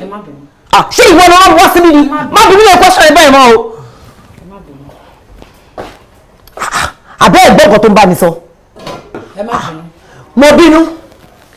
Kí ló kù tó fẹ́ ṣe báyìí? Mo fẹ́ sun ráìsì. O ṣe èmi má ṣe tó kù. Kí lẹ sọ? Èmi ni máa parí ráìsì. Mo ẹ̀ṣẹ̀ fẹ́ fọ́ sómi. Kò sí tó kàn mí, máa ṣe tó kù. Bẹ́ẹ̀ ni. Ẹ ṣe. Àmọ́ ṣá mà tẹ́ bá ti ṣe tán tẹ́ fún lóúnjẹ tán tó jẹ ẹ má gbàgbé àti wọ yàrá tí kó ṣe nǹkan tó ń ṣe fún wa fún yín. Wàhálà ilẹ̀ kóra yín sí. Àyìndé ọ̀gọ̀ Àyìndé tí mo mọ̀ lánàá kó tó dé ni. Yóò ka yín bí ìka tèkó yóò fọ yín fọ fúkọ̀ afọyín yóò fọ tí ó ya dànù ni. Ẹjọ́ kẹ́mi ṣe ń nà gàwó ni ó mọ tọwọ́ bọ̀. Àbúrò ẹ̀ tó máa ṣe fún ìyá ẹ̀ òun ló ń kà yẹn. Ní tí àbúrò ẹ̀ máa ṣe fún ìyá ẹ̀ òun ló ń kà yẹn. Kí ẹ̀ tẹ̀ tí ń ṣe gan táàmù. Wàhálà ló kó rẹ̀ sí. Kí ni kókó pé a fẹ́ sóúnjẹ fọ́kọ wa? Wàhálà ni. Tẹ́ bá rẹ̀ ṣe tán kẹ́ ẹ bọ́ síbẹ̀. Èmi màá fi ilẹ̀ mi ò fi ilẹ̀ mọ́mọ́ kan tí mo fẹ́ ṣe bí mo ṣe ń tọ́ láti kékeré òun náà sì ní tẹ́ fi ń fẹ́ ẹ fi ilẹ̀ wàhálà lẹ kóra yín sí gbogbo yín pátápátá tó bá fi ń jòògùn ẹ̀ káàdó kí ló dé náà. Ọ̀rọ̀ náà dùn wọ́n fẹ́ ké. Ìyá kéèké dandan. Àwọn tó ń yọ mí lẹ́nu bàbá yọ wọ́n lẹ́nu àwọn tó ń yọ mí lẹ́nu bàbá yọ wọ́n lẹ́nu. Ọmọ ẹranko sọ́ra rẹ̀ jobiladi fún rẹ̀ jobiladi fálákọ̀wé òye sọ́ra rẹ̀ ọmọ ẹranko sọ́ra rẹ̀ jobiladi fún rẹ̀ jobiladi fálákọ̀wé. Ìyàmú tó ń. Olórí burúkú olóṣì ẹfẹ wá pọ́sìn ọmọ tèmi ti ń tọ́ tí mo fẹ́ gbèrè ẹ̀ ẹ̀yìn kẹ̀ mẹ́wàá yóò tó bẹ́ẹ̀. Àwọn tó ń fòró mi bàbá fòró wọn o àwọn tó ń fòró mi bàbá fòró wọn o. So Àyìndé gbogbo nǹkan tí mo ní sọ fún ẹ kò jù bẹ́ẹ̀ náà ṣorí tó bá ti bẹ̀rẹ̀ pẹ̀lú ẹgbẹ́ yẹn I mean you are too young to go through all the stress kó má lọ ní hypertension àbí kí ló máa ń pè é kó lọ ní cardiac arrest lọ́jọ́ iwájú tàbí kó lọ show understand because àwọn Yorùbá ló sọ̀rọ̀ wọ́n ní ojú làgbà máa ń ya àgbà òkè ń ya ẹnu now nígbà tí gbogbo wọn bá bẹ̀rẹ̀ tó bá ti rí pé ó pọ̀ ju ẹ̀mí ẹ̀ lọ wọ́n máa sọ̀rọ̀ sókè ni now you speak out nǹkan tó bá fẹ́ ìwọ lọ́kọ́ wà now nǹkan tó bá fẹ́ o máa yàn lé wọn lọ́wọ́ ni ẹ tí ò bá dẹ̀ ti lè gba pé kẹ́nu ẹ múlẹ̀ I mean tó bá dẹ̀ pọ̀ jù wá jáde lọ I mean just travel out of the country o lè lọ sí England o lè lọ Ghana lẹ́ẹ̀lẹ́ndẹ̀ yẹn Kenya you know I mean ìgbà tọ́rí ẹ lè gógó wọn lè síra wọn tó bá yẹra fún wọn fún bíi 1 week 2 weeks orí gbogbo wọn padà sí factory setting ó ti yẹ nǹkan mò ń sọ yẹn. Mama, all this is easier said than done. how do I manage this? Báwo ni mo ṣe fẹ́ ṣe gangan? Báwo ló ṣe lè ṣe? Ọlọ́run tó fún ẹ lọ́gbọ́n tó fi kó wọn jọ, á fún ẹ lọ́gbọ́n tó fi máa control wọn now. Yeah, fine. Èmi ni mo sọ pé fẹ́yàwó wá kó lè bímọ fún ẹ because I have your interest at heart. And ṣọmọ kó má bàa dàbí ìrẹ́jẹ. Ó understand nǹkan tí mo sọ yẹn now. Àwọn ọmọ mi wà overseas, wọ́n dẹ̀ ti dàgbà. Mi ò lè tún ní mo fẹ́ máa ṣòwò ọmọ kankan nísìnyí mọ́. In fact, they'll be very mad at me. Mama, I thought you were in this with me from onset. Àjọ mu àwa méjèèjì ní gbogbo àwọn Oh ìyàwó tí yes. Not gbogbo àwọn ìyàwó tó ń kó jọ. Àjọ mọ̀ wa ni wípé fẹ́yàwó kan kó bímọ fún ẹ kí n bá ẹ tọ́jú ọmọ ẹ. Ọgbọ́n kan ṣáà ló fi fẹ́ kínní. O tún fẹ́yàwó lé yẹn. O tún ti fẹ́yàwó lé yẹn. Possibility kò yìí tún fẹ́ mi wá. Me mind. Kò bother me. You understand where I'm coming from. Kò ní mi lára mi o. You know. All I'm saying is that ìgbà tí mo ní ó dáa fẹ́ ọmọ kékeré kan kó má dàbẹ̀ ni pé mo rẹ́ ẹ jẹ o. Ìfẹ́ ti wà láàrin wa. Bímọ títí ẹ torí mi ti bímọ títí. Mi ní lọ kóyàwó wà. Mo ní lọ fẹ́ ìyàwó kan wá. But then ó máa ń wà nù jíìn àwọn ẹlòmíì pé wọn lè ṣe pẹ̀lú obìnrin, wọn lè wà òkè pẹ̀lú obìnrin kan. So bóyá wà nù jíìn ẹni, that's not my problem. The truth still remains. Pé Ìtí encourage gbogbo ló pọ̀ jù. You encourage this from the start. No. You got it all wrong. I thought I was doing the right thing. I'm not saying you are not doing the right thing. If it's right for you, it might not be right for me. But then, nǹkan tí wọ́n fi pé lọ fẹ́yàwó wálé kó lè bímọ fún ẹ kò ń ṣe lọ kóyàwó wálé. Ó dẹ̀ ti kóyàwó wálé nìyẹn wá dẹ̀ máa kó lọ like I said inú jìnnà ẹlòmíì ló máa ń wà ó ṣàmù. Stress ẹ ti ń pọ̀ jù. Or what do you think?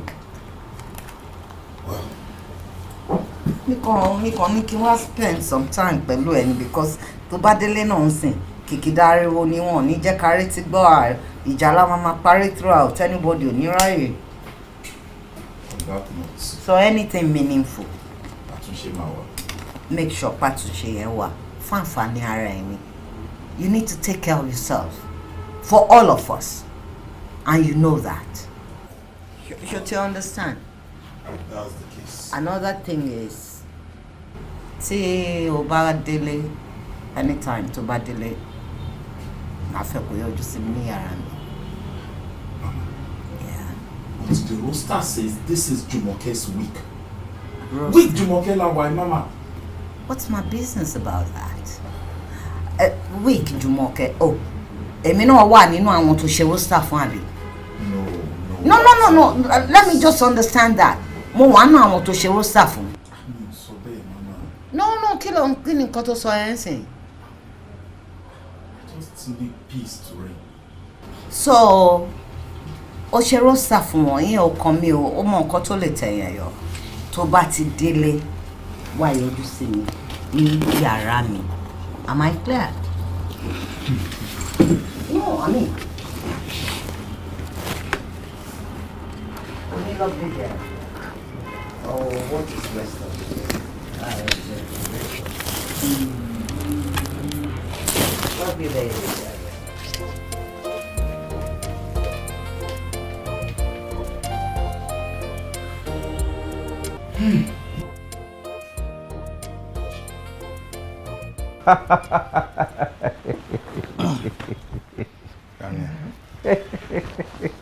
Kí ló ń pa ẹlẹ́rìn? Ṣé kò tó kí n máa rẹ́rìn? Wo àwọn ìwọ náà mọ̀ pé àwọn gbàgbé fòwe àgbálẹ̀ bẹ́ẹ̀ ni ìsìn ń ṣàsìkò tá a máa pòwe. Ó tẹ̀ fẹ́ gbọ́ nǹkan tí mò ń sọ. Mi ò ní láti gbọ́ nǹkan tó ń sọ. Okay, anyhow, so báwo la ṣe fẹ́ ṣe birthday wọ́n pé ti last one ó loud gidi gan. Yeah, that's true. So màá lè mọ bí ṣe máa schedule ara mi. sórí birthday tí mo fẹ́ ṣe ní tọdún yìí mi fẹ́ kó dàbí last year a gbọ́dọ̀ máa change nǹkan síra wọn tọdún yìí èmi àti àwọn ìyàwó mi mẹ́rẹ̀ẹ̀rin àti màámi nìkan ni mo fẹ́. That's all. Bẹ́ẹ̀ni sórí tó bá the next year mo wá assure ẹ pé birthday tá a máa ṣe a máa dàgbòrò orú gan a máa bọ́ síta a máa wá àwọn freshers àwọn obìnrin tó pupa tó ń fine a máa wá kó wọn wọ́n máa yí wa kábàá a máa ṣayé bó bá ṣe ń wà. Yínká ṣé kò ń rẹ̀ ni I mean lẹ́yìn ìyàwó mẹ́rin. Wo bí ọ̀rẹ́ mi Ọlọ́run nìkan ni ò ní alternative o. ṣé o mọ̀ pé ìwọ náà ló ń kígbe ti kó èṣù mọ́ra. Fèṣù lẹ̀ èèyàn gbọ́dọ̀ máa kéṣù mọ́ra gbogbo gbà ní àdúrà kógun èṣù má borí wa la gbọ́dọ̀ máa gbà Ọlọ́run nìkan ni ò ní alternative mẹ́ ṣòro àwọn obìnrin tó rí yẹn o gbọ́dọ̀ máa wá alternative fún wọn otherwise tí wọ́n bá gbógun lé ẹ lórí báyìí èèyàn kàn máa kú pin ni tó o bá fẹ́ kan tó ń fún ẹ wàhálà wàá gbé mi lè.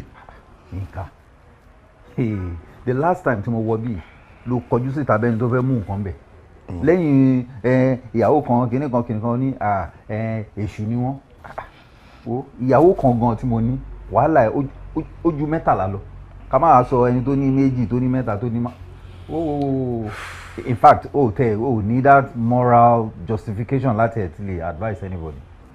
ṣòro jẹ́ ń sọ fún ẹ mi ò ní kó o gbéyàwó kó o gbé wọn wá sílé wàá ní plan B Ọlọ́run nìkan ni ò ní alternative sórí àwọn ẹyọ kan tá à ń fẹ́ sílé tó lọ ń fẹ́ yẹn tó ń bá frustrate ẹ tán á dàbí kí olúwa ẹ lọ kú dànù ni tó bá gbé mi lè torí pé wàhálà wọn fẹ́ pọ́n fẹ́ ya wèrè tún gbẹ́lẹ̀ kẹta lé tó bá gbẹ́lẹ̀ kẹta dé tí wèrè yẹn fẹ́ gbóná ìwọ wẹ́lẹ̀ kẹrin kò gbélé wà á rí i pé òjijì ló máa tutù èmi ń sọ fún ẹ. o fẹ́ para ẹ. wo ogun la wáyé wá jà. irọ́ èmi ò wáyé ogun. tó o bá ya wèrè kó sán lórí gidi àwọn obìnrin yẹn tó ẹ báyìí náà máa paná ẹ. èmi ò tẹ̀ wáyé ogun rárá mo wáyé ogun tó bá yá ló máa bẹ̀rẹ̀ sí sọ pé màmá yìí ṣì wà láyé kìnnìkan kí wọ́n ṣé màmá ẹ̀ máa gbé for life. in as much tí màmí ṣì wà láyé kò sí ogun kógun kan tó bá ń bọ̀ báyìí kó máa nìṣó ni màá bá ń bẹ̀. ọ̀rẹ́ mi jájáde. ibo la ń lọ. já lọ ṣe fàájì jájáde ó ti ń dọ̀n bí ibà jájáde. His Excellency. His Excellency. ohun tí yóò tó ń fọwọ́ fà tó bá jálé ọ lórí kò fara mọ́ wọn ò sọ pé kọ́mọdé má dẹ̀tẹ̀ rárá tó bá ti lè dánú igbó gbé ìwọ ló mọ yẹn ṣe pẹ̀lẹ́ ṣe pẹ̀lẹ́ ṣe pẹ̀lẹ́ ayé yìí ò lè ilẹ̀ ń yọ ṣe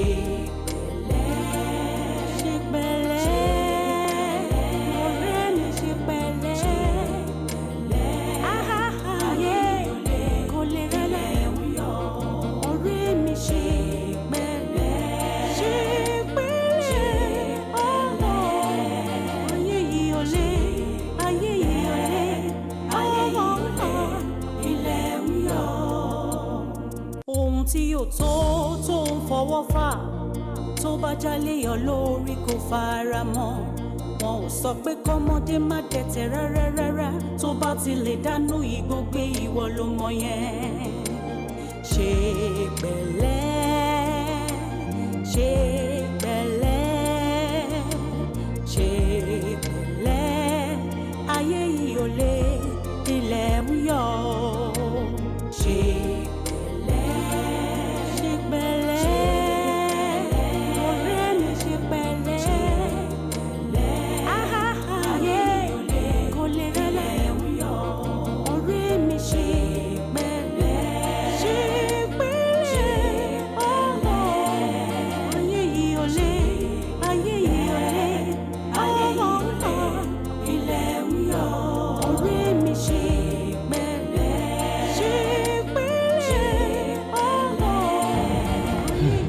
Daniel.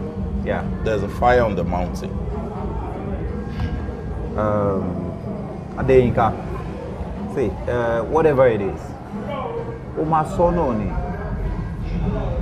Ìwọ máa wò pé lẹ́yìn mọ̀mísí àtàwọn káwá tún wáyé àwọn ìyàwó ẹ̀. Èmi lẹni tó tún kùn tó lè sọ anything fún un. There's no problem without a solution. So tell me, what is it? sórí àwọn ìyàwó tí mo kó jọ sílé wọ́n ti fẹ́ pa mí. Ó ti dé state tó jẹ́ pé ìjà ní lénìí ìjà ní lọ́la kò wá sí béèyàn ṣe fẹ́ sinmi nínú ilé yẹn rárá. Wọ́n tiẹ̀ tún wá ti develop strategy tuntun kan sí bọ́n ṣe máa bá mọ́mí mi ṣorogún nínú ilé nǹkan tó ń sáré ẹ̀ nù. Anything tí ìyá yẹn bá gbé kò mọ̀ gbé. Imagine nínú ilé ọmọ wọn. Sórí bí mo ṣe ń bẹ̀ sọ̀rọ̀ yìí mi ò tí ì jẹun. Wọ́n tún ti wá plan bí wọ́n ṣe ní máa dáná fún mi mọ́.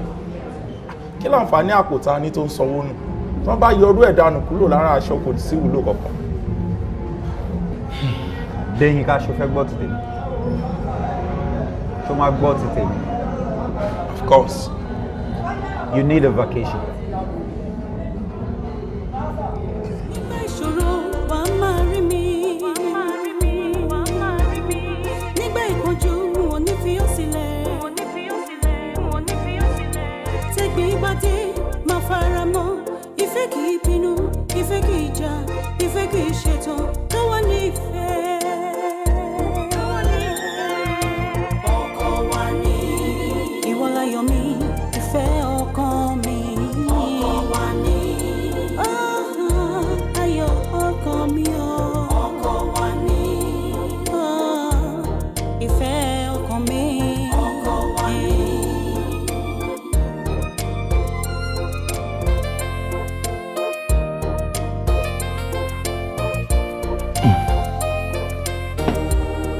Ṣé kò sí problem? Kí ló ṣe? Kí ló dé tójú ẹ lè báyọ̀? What's the problem? I'm not happy. Kí ló ṣẹlẹ̀? Ṣé o ní ìdímọ́tò tuntun ni? Àbí kí ló fẹ́? Inú mi ò kàn dùn ni. Inú mi ò dùn kí ni mo ṣe fún ẹ? Ó sọ pé ó love me now. Inú mi ò dùn pẹ̀lú ibi tó gbé mi wá yìí. Ní kí n béèrè question kan lọ́wọ́ ẹ. Okay. Tí èèyàn ní ajá tó dẹ̀ mọ̀ wípé ajá tóun ní òun nífẹ̀ẹ́ dẹnudẹnu tó wá fi ọwọ́ ara ẹ̀ mú ajá yẹn tó wá mú lọ sáàrin àwọn kìnìún. Ó fẹ́ pajá yẹn ni. Fine, Daddy ló fẹ́ pa mí ni. Báwo ló ṣe máa mú mi wá sáàrin àwọn lioness? Ṣó fẹ́ kó pa mí ni? Àwọn ìyá yìí fẹ́ gbẹ̀mí mi, ó ti sún mi. Wo bí. Kò sí nǹkan kan tó ń lè ṣe fún ẹ. You are my number one priority. Sori anybody nínú wọn, and I'm saying it, if anybody tó bá ní kó má ṣe nǹkan tó fẹ́ ṣe nínú ilé yìí, tell me, máa deal pẹ̀lú ẹ̀. Kódà kó jẹ́ mama, jẹ́ kí n mọ̀ bí mo ṣe máa handle situations. Wo bí èmi ní tiẹ̀, o ò ní kán kúrò. Ṣé bí kán sọ fún ẹ kó o ṣe tiẹ̀ ni? Problem tí mo ní gangan nìyẹn. Bí mo ṣe ní kán sùn wọ́n sùn, mi ì dé tún mọ̀ bí mo ṣe máa lé wọn. Wo bí wọ́n máa sún fún ẹ lọ́rọ̀ yàn, bó ṣe ká sún wọn ni a máa wá bá a ṣe máa sún wọn, wọ́n máa sún fún ẹ. No, èmi ti mọ nǹkan tá a máa ṣe. Kò sí nǹkan tá a máa ṣe. Wo èmi àti wọn ní problem kankan mọ́. Dani ò dẹjọ́ ló gbálé fún mi níta, dé kí n máa dá gbé. Ṣé bí mo ṣe wà nínú ilé yìí máa gbóná mọ́ mi. Ṣé ló dàbí bakery tí àwọn oníbread ti ń ṣiṣẹ́. Inú ilé tó máa gbóná ní òdẹjọ́ náà. Ó mọ nǹkan tá a máa ṣe. Mi ò ní lọ gbálé fún ìta tó bá tiẹ̀ wá burú títí. A ní àwọn ilé níta, I will just ask you pé kó kó lọ kan nù wọn. Ṣùgbọ́n rárá, ibi ìbà ilé mi àti ẹjọ́ máa wà. There won't be problem, please. Kò ní sí issue máa bọ̀. Ìwàmbé, sórí ẹnikẹ́ni nínú wọn tó bá lóun máa ṣe nǹkan kan. Èmi àti àmọ́ bá ṣe máa deal pẹ̀lú ẹ̀. Ṣó ti gbọ́? At all times tí ẹni mò ń ṣe. And ìwọ ni number one priority mi nínú ilé yìí. Èmi tí ẹ tún ti wo nǹkan kan tá a máa ṣe. Okay. Ìyẹn dẹ̀ máa help èmi àti ẹ̀. Okay. Ọmọ kan tèmi wò ó mọ̀ pé inú ilé yìí ó tóbi dáadáa. Yeah. Bóyá kó àwọn nǹkan kan ká fi demarcate ẹ̀. Side kan máa wà fẹ́mi, èmi á lè máa gbàbẹ̀ wọlé, máa gbàbẹ̀ jáde, èmi àti wọn ò ní máa ríra wa rárá. Ìwọ nìkan ni mo máa rí. Ká block ilé off. Happy na ó máa fún ẹ bẹ́ẹ̀. No. Okay, tó bá jẹun tó fẹ́ nìyẹn, màá wá nǹkan ṣe sí. But for now, jẹ́ ká ṣe máa manage wọn, ṣùgbọ́n. Wọ́n làwọn ìyá yìí pọ̀, wọ́n làwọn pọ̀ ju tèmi lọ. Àwa gan máa fúngun mọ́ wọn. A máa fúngun mọ́ wọn, ṣó ti gbọ́? Dẹ̀mọ́ pé ọmọ bá ní mímí ó fẹ́ wàhálà. Take care easy, please. All right, darling. Ṣé kí n lọ dá wà lálẹ́ láàrin àmọ́ kan báyìí ní kẹ́ni pẹ̀lú ọkùnrin kan báyìí tí ń pè ṣógẹ́ tí máa ń dìpí akẹ̀kẹ́. Ṣógẹ́. lóyà yìí ni lóyà.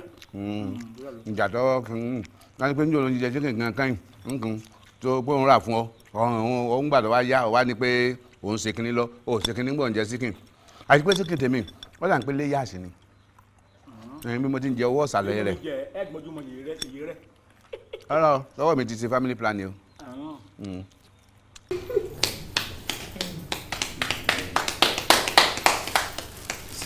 Nice one.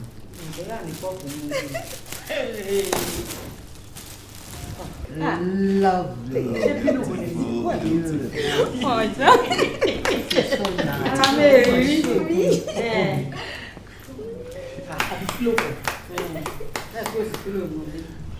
O ṣe ọkọ mi, o ṣeun bá mi ta lẹ́nu. Iṣẹ́ mi, padà. Ládùúgbò pílò tó kan lé. Bá mi gbé sí ibi tí ojú gbogbo tó ti máa máa wò ó. O ṣe. Wow. This is lovely. Ṣé bọ́ọ̀ náà ti mú nílé o? Òun ni màmí. Òun ni. Ibi mọ́tò wà bẹ́ẹ̀ tó máa fi ṣe bẹ́ẹ̀ ni. Mọ́ọ̀gù 1000 tó kún kitchen. Àṣẹ o, a kú ọdún òní. Ariwo kan ni mí sí. Bẹ́ẹ̀ ni o. Pílò pọ̀ ń lé jáǹtì rẹ̀rẹ̀. Táyìndé ní. Pílò tó ní lórí bẹ́ẹ̀dì rẹ̀ nìkan yóò fẹ́ tó mẹ́fà. Kí á ní kíni nìkan ò ṣe. Àbẹ̀ ẹ̀wọ̀ kọ́ọ̀pù. Fọ́tò tuntun gbẹ́mbẹ̀ gan sọ́jọ́. Kò jọ kọ́ọ̀pù tẹ̀bí kò ó lè má ju 1000 lọ. Ṣé kọ́ọ̀pù làwà rí mu mi? Ẹ wo àdúrà wà làwà ní táwọn ó ṣe fún ọmọ lọ́jọ́ òbí. Ó ṣàmọ̀dún. Ní orúkọ Jésù. Àmín Jésù. Ẹ jọ̀ọ́ torí Ọlọ́run. Ẹ jọ̀ọ́ tó bá bí inú ẹ má bínú. Nígbà tí mo wà ní secondary school ní form 4, a kàwé literature kan tí Shakespeare sọ̀rọ̀. Ó ní there is no way you can see the heart's construction from the face. Ìtumọ̀ ẹ̀ ni wípé àwọn ẹlòmíà fi ẹ̀jẹ̀ sínú wọn á tutọ́ funfun jáde.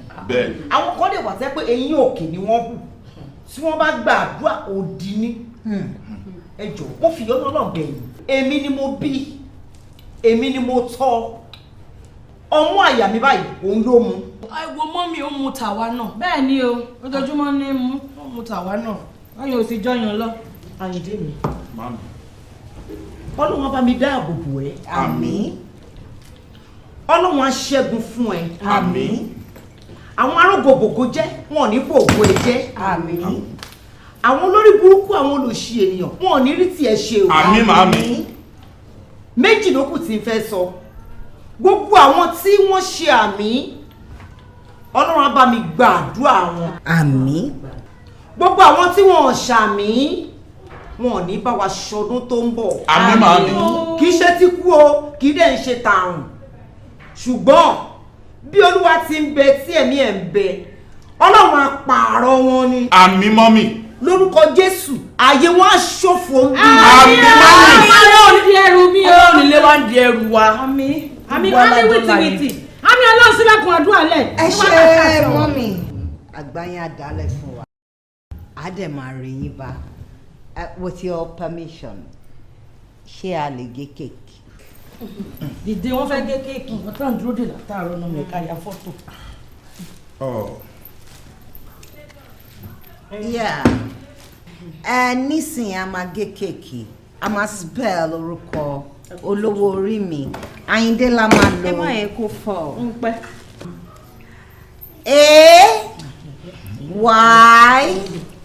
AYIND. Àyìndé.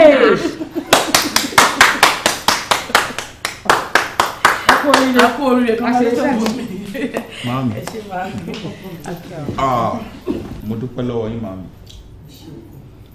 Mo dẹ̀ dúpẹ́ lọ́wọ́ ẹ̀yin ìyàwó mi tó kù. Tó pẹ́. Ṣé lọ́fà yẹn? Kí là ń fúnra wa fún? Ṣé lọ́fà yẹn? I think it's time for pictures.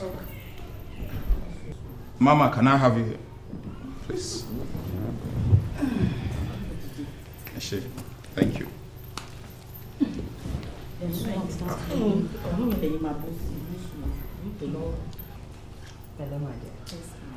Princess Omotolani. Ma, bye-bye. It's good. kó máa bọ̀ níbo gbọ́ má débi o tó bá ẹ sọ fún kó má débi kó má bọ̀ níbo mo ti ẹ̀ gbọ́ tèmi mi ṣe bí ẹrú ọlọ́run lèmi èmi ò lè sínú fọ́tò ẹ̀ kò sí problem àmọ́ sínú ẹ̀ẹ́dìdẹ sínú ẹ̀ẹ́dìdẹ wà mí báyìí ẹ̀yin ẹ̀ẹ́dìdẹ jáde ẹ̀ sí àwọn ṣe ní fẹ́ máa ìkádà wà lálẹ́ o àwọn ní senior òun ló mímí láìkẹ́ ti sọ̀tọ̀ sí dáre àwọn olè kó dúró sí nọ́mbà 2 rẹ̀ kó dúró sí mímí nígbà má gbèjà má gbèjà má ní kẹ́ni sùn àìdè má dá ló ń jàre èmi ò mọ̀ wáyé fọ́tò kẹ́mi jẹ́ kéèkì. nọ́mbà 2 ní ẹ̀nà tó bá jó ní mẹ́ta tó tọ́jú onírànù. Mama aṣẹ́wó mami. As a civilized photographer sí ọ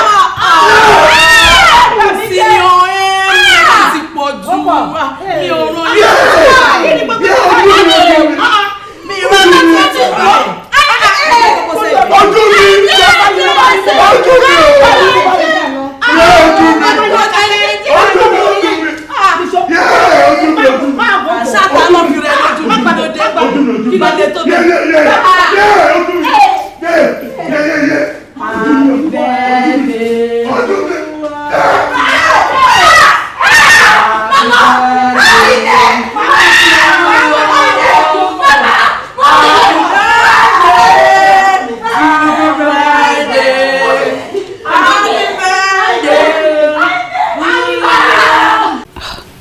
Doctor, ẹ jọ̀ọ́ ẹ ṣàánú mi.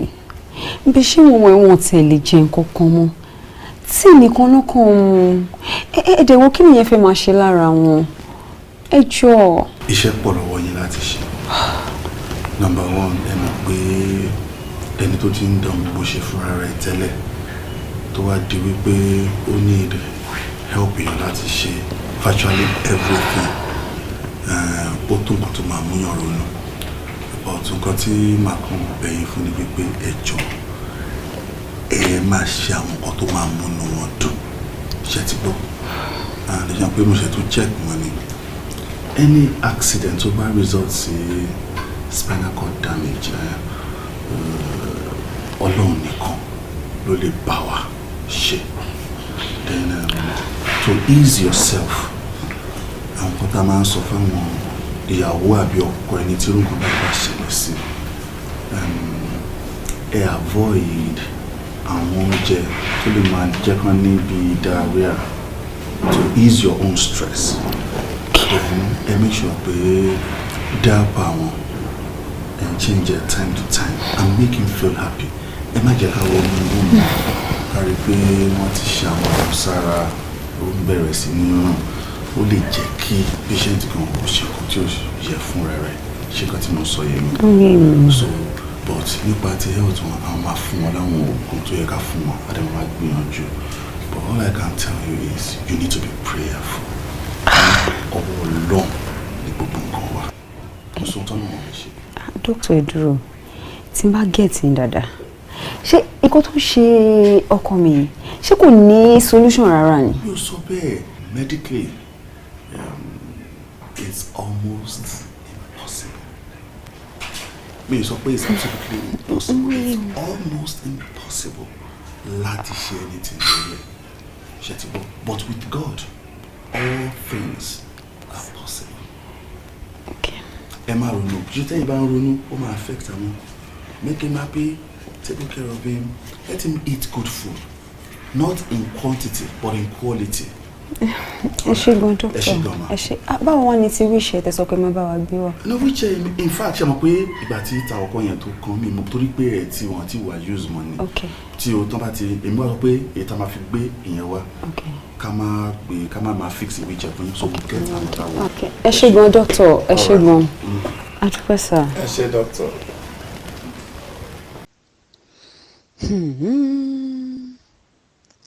Ṣé nǹkan tí mo fẹ́ máa jókòó tì rè lọ́mọ kékeré ara mi tí mo wá láti ilé ọlá èmi ìyá ọba lọ́la ṣé bí mo ṣe fẹ́ di ìyá ọba lọ́la ni kí ni ìjókòó mi gan-an.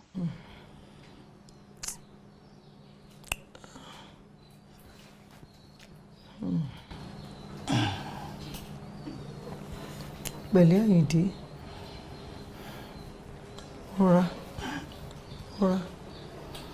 wàá sinmi ń bínú dúró tí wàá sinmi. Mami.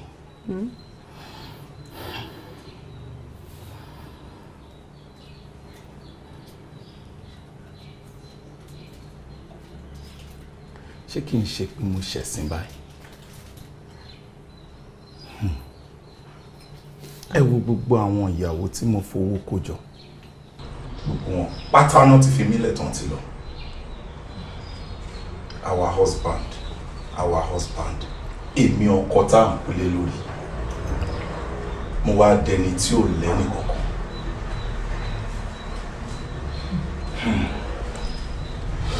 Àyìndé,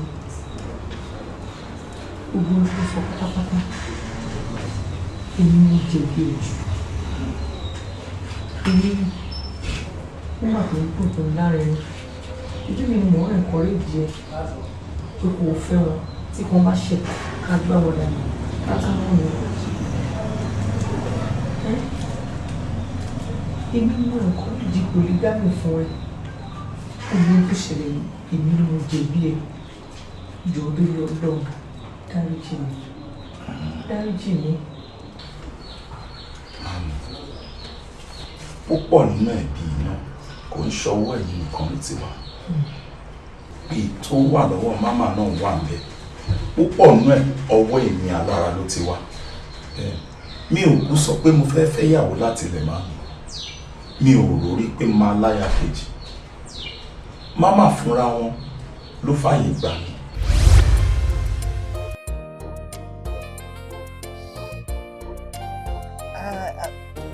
Young man, do you mind if I smoke? Not at all, ma. Not at all. Thank you very much.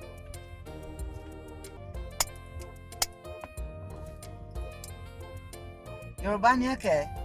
Bẹ́ẹ̀ ni ma, Yorùbá ni mí ma. I must say, mo really enjoy ride mi pẹ̀lú ẹ, you know. I mean, many a times tó jẹ́ pé bá ti wá sí Naija bẹ́ẹ̀ yẹn, àwọn drivers tó máa ń gbé mi púpọ̀ nu wọn olórí burúkú ayé yìí ni wọ́n. Gbogbo nǹkan tí ò kàn wọ́n náà dẹ̀ tún máa béèrè. But you, calm, farabalẹ̀ gan, and if I must say it, you're handsome and sexy. Thank you, ma. That's nice. Really. Oh my gosh. O dẹ̀ drive bí ẹni pé o ti lọ sí America. I mean, you won't observe gbogbo highway code and all those kind of shit, you know what I'm saying? Actually, ma, àwa lọ sí driving school and gbogbo rules tó rọ̀ mọ́ driving pátápátá náà kọ́ wa. Tá a lè gba certificate. Wow. You even sound more than averagely educated. Mo kàwé ma, I have BSc ma. Bẹ́ẹ̀ni, mo kàwé, mo lọ sí university ma. Wow. So kí ló wá dé tó wá ń wá taxi? Iṣẹ́ tí kò sí ló jẹ́ kí n máa dọ́gbọ́n fi lè pawọ́dà. Neighbor wa kan nílé ó ní spare motor nílẹ̀ lèmi náà wò pé kí n máa fi ṣe Uber káàkiri. Èmi náà bá ń rówó, màá tún máa rówó fi deliver fún wọn náà ma. That is what I call the power of positive thinking. That's very nice, very good. Èmi náà tó ń wò yìí, èmi ò ń gbé bíbá ìtara, but mo ní businesses ń bíbá ẹ̀ àti ní overside lọ́hùn níbi tá à ń gbé. Mo dẹ̀ láwọn ọmọ tó ti wà grown up. But àwọn ọmọ mi, tí n bá sọ fún wọn, ẹ ti ẹ̀ ká lọ sí Nàìjíríà, ẹ jẹ́ ká wá lọ bójú tó gbogbo nǹkan tá a fi sílẹ̀ ńlẹ̀. Níbo wọn kì í fẹ́ gbọ́ o. Ẹ̀yin ò dẹ̀ lè fi gbogbo ara bá wọn wí because of, you know, state of the nation, insecurity.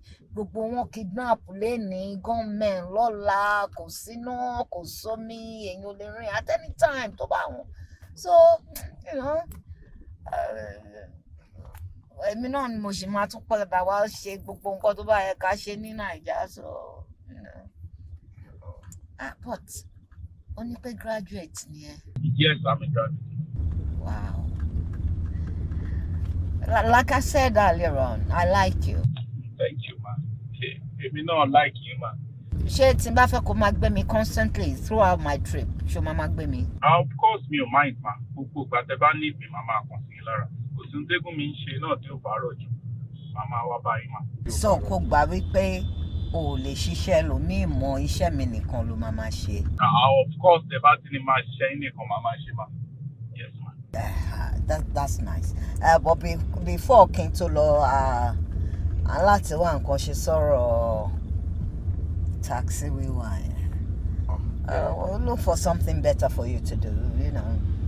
Just give me some time. Ẹ ṣé gan ma, ẹ ṣé mo dúpẹ́ ma, ẹ ṣé mo dúpẹ́, thank you ma. That means put my exchange number pẹ̀lú mi, and of course, so my mobile tí mò ń gbé, so you know. Okay. You can feel free to drop in at any time. Ṣé ìyànà yín ni ma? Oh yeah. Ṣé GPS sọ pé bẹ́ẹ̀ ni ìyànà tó? Bẹ́ẹ̀ ni ma. All right. Tí GPS bá ti sọ bẹ́ẹ̀ bẹ́ẹ̀ náà nìyẹn. You're so cultured.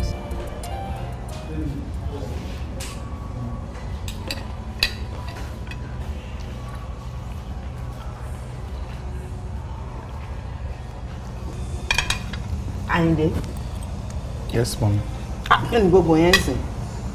Mo ti sọ o fẹ́ máa embarrass me. Owó ni mọ́mì ṣé o fẹ́ fi máa fi pé relationship mi pẹ̀lú ẹ̀ ó wà incestuous ni. Ẹ má bínú mà. Bọ́n ṣe kọ́ wa. Má pè mí ní mọ́mì mọ́ wọn ò lè kọ́ yín pé kó máa pẹ́ ní tí ò pẹ̀lú ẹ̀jọ́ ńlá jọ̀ṣẹ̀ mọ́mì náà. Ṣé ẹ máa ń kí n kó máa pè yín ní mama? Mama is okay. Mama flies well with me. Mama. Má yẹ kí n bínú sí ẹ o. Ẹ má bínú. Anyway, mo ti ní má pè mí lórúkọ rí mi fín. Mo ti ríra mi fín already. Rí mi fín. Okay? Okay. Má embarrass me now. All right. Yes.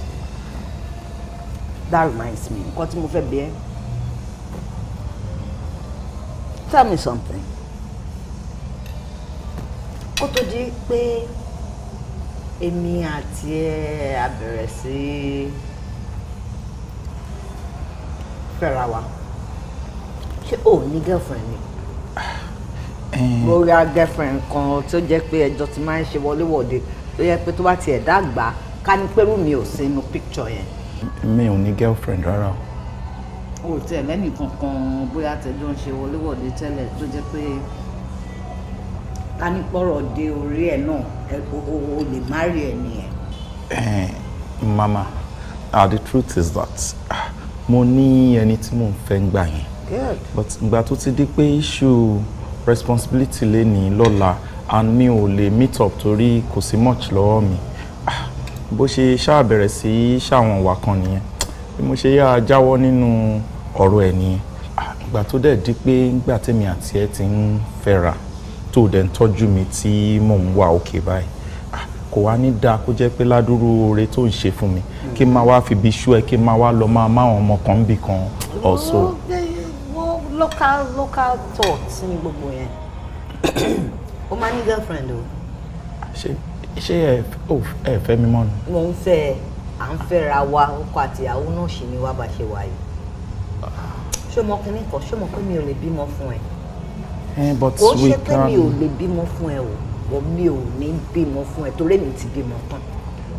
Ó dé láti lọ́mọ tiẹ̀. But we can as well adopt a child. No. Ṣorí ìfẹ́, ọmọ tó ń pè ní ìfẹ́ tó bá jẹ́ ìfẹ́ tó tọ́, ìfẹ́ tí kò ní ẹ̀tàn nínú kò kí ń wà selfish. I have your interest at heart. Èmi ti bí àwọn ọmọ tèmi. Mi ò dẹ̀ fámìlì màálà láàrin mi. Ó ti yẹ.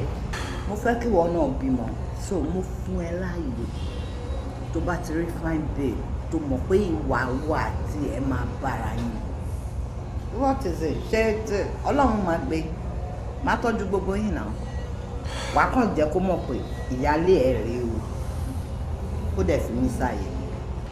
Má bẹ̀rù pé anything nǹkan tó mọ́ máa jẹ tí ìyá ẹ̀ máa jẹ Ọlọ́run máa pèsè. Kọ́kàn fi ọwọ́ tèmi wọ̀ mí. Kàn fún mi ní respect mi. Otan, you have to marry someone your age group. Tó máa ṣàbíamọ fún ẹ. That is what I want. Mama, if I will get you clearly, Ẹ̀yin tẹ́ ń sọ fún mi nísìnyí ni pé mo free láti fẹ́ ìyàwó mi. Of course. Kí n dẹ̀ wá fẹ́ wá sí ilé tẹ́ ẹ kọ́ yẹn. Yeah, Tá a jọ ń why gbé. not? Yeah. Ẹ mind. At all. Kí ni mo sọ fún ẹ níbẹ̀rẹ̀ ọ̀rọ̀ yẹn? Ìfẹ́ kò kí ń selfish. Mo mọ̀ pé mi ò ní bímọ fún ẹ. Not that pé mi ò lè bímọ fún ẹ. Mi ò ní bímọ fún ẹ because mo ò fámúlùmálà láàrin àwọn ọmọ mi. Ó ti yẹ, so you have to make your own family. Ẹ ṣé ma. Ẹ ṣé. What's wrong with you? Thank you. Àyìndé. Mami.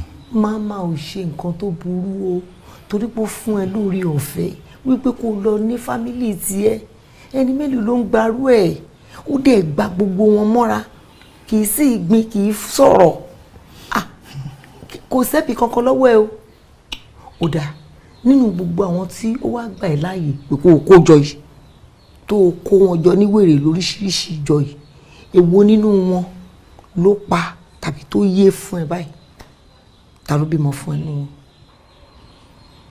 ọmọ ta la rí tọ́ka sí inú gbogbo wọn pátápátá àti màmá. Mami ṣé pé bí mo ṣe wá ni mo ṣe máa padà. mo ṣe ń tọ́lọ́mù yìí ṣe mo ṣe.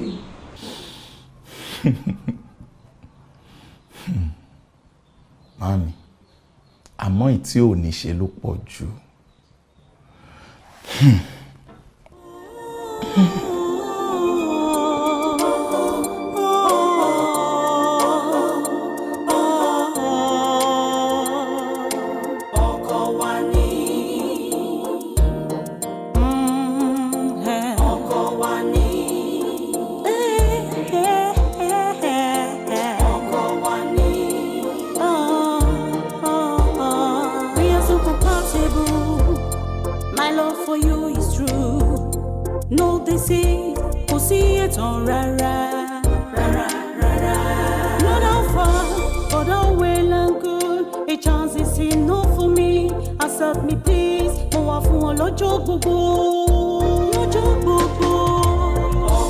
You are the love of my life, love of my life.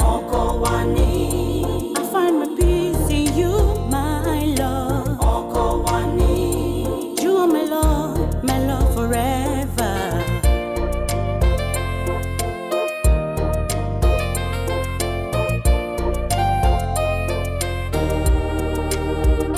Nígbà ìṣòro wàá máa rí mi.